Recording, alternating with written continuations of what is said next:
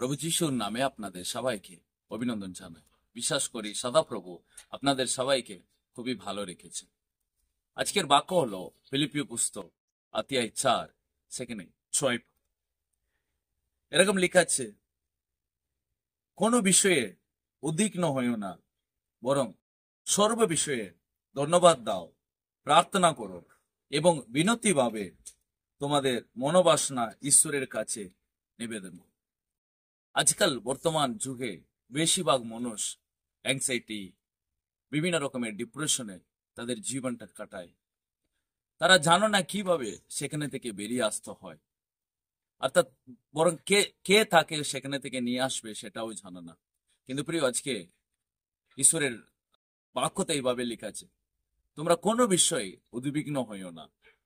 এখানে আমাদেরকে কিছু বিষয় প্রভু শিখাচ্ছেন। বলছেন তোমরা কোনো বিষয় নিয়ে অ্যাংজাইটি বা কোনো চিন্তা তোমরা করো না। তাহলে কি করবো? তার বদলে তোমরা প্রভুকে ধন্যবাদ দাও। তার বদলে তোমরা প্রভুর কাছে প্রার্থনা করো। তার বদলে তোমরা তোমাদের মনোবাসনাকে প্রভুর কাছে জানাও।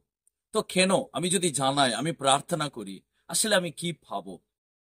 তার পরের পথে এইভাবে লেখা আছে, কারণ তোমরা যখন ঈশ্বরের কাছে এরকম প্রার্থনা করবে, মনোবুদ্ধির অতীত ঈশ্বরের শান্তি তোমাদের হৃদয় আর মনকে খ্রিস্ট যিশুতে সংরক্ষণ করুক। তার মানে ঈশ্বরের কাছে আপনি যখন প্রার্থনা করবেন, তিনি আপনার হৃদয়টাকে স্থির করবেন, আপনার হৃদয়টাকে তিনি শান্তি প্রদান করবেন। প্রিয়, জর্জ মুলার উনি একটা বড় অনাথ আশ্রম চালাতেন।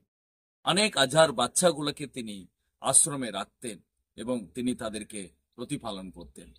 প্রত্যেকটি দিন 3 বেলা খাবারের জন্য তারা ঈশ্বরের উপরে নির্ভর করে থাকতে হবে, কারণ অনেক বাচ্চা অত খাবারের ব্যবস্থা তাদের কাছে থাকতো না। একদিন খাবার ছিল না, সকালে সমস্ত বাচ্চাগুলোকে জর্জ মুলার একসঙ্গে ডেকেছেন এবং সবাইকে তিনি বলেছেন, চলো আমরা প্রভুর কাছে প্রার্থনা করি। প্রার্থনাটা শেষ হলো, কোনো খাবার এলো না। আবার তিনি বললেন সবাইকে, চলো আবার আমরা প্রার্থনা করি। প্রার্থনা শেষ হলো, কোনো খাবার আসে।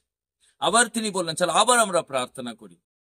তারপরে তার দরজার কেউ আঘাত করছে, একজন এলো, উনি একজন রুটি কারখানায় মালিক। প্রভু তাকে ভোরবেলা 2টার সময় উঠিয়ে বলেছে, তুমি যাও, আজকে তুমি ব্রেড বানাও, আজকে অনাথ আশ্রমে গিয়ে ডোনেট করে এসো। সেই ব্রেডটাকে আমি নিয়ে এসেছি, আমার কাছে নিয়ে নিন। সেদিন সে ব্রেডকে নিয়ে তিনি সবাইকে খেতে দিলেন। আবার জর্জ মুলার বললেন, চলো আবার আমরা প্রার্থনাতে বসি। আবার প্রার্থনার পরে কোনো উত্তর পায়নি। আবার তিনি প্রার্থনা করেছেন, আর একটা দুধওয়ালা মালিক এসে তার দরজার আঘাত করলো। একটা অনেক লিটার দুধ ওই অনাথ আশ্রমে ডোনেট করে দিয়ে গেল।